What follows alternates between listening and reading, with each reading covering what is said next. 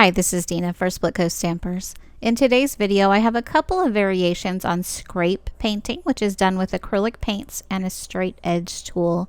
I'm going to start by anchoring my cardstock on a sticky note, and that gives me something to hold on to so I don't get my fingers in the painted area. I'm using basic acrylic craft paints, and I'm just adding a few dots of each color to my panel in sort of a random pattern.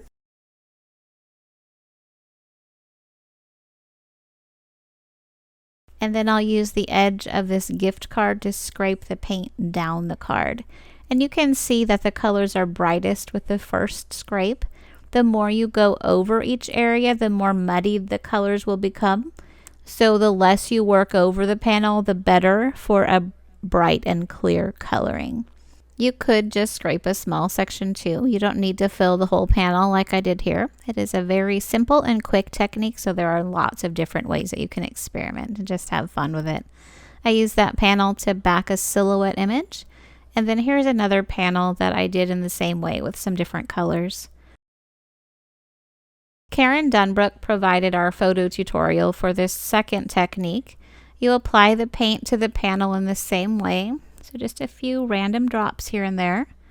But instead of scraping straight lines, you can use a longer straight edge to turn the paint in a circle.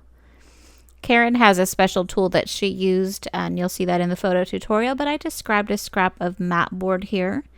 And you can either turn your tool or turn the paper.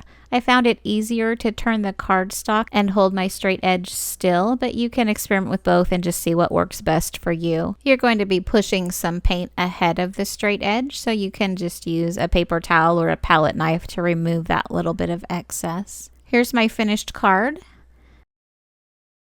And here is Karen's card, which you can see being made in the photo tutorial as well. I hope you're inspired to try something new, and I thank you so much for watching.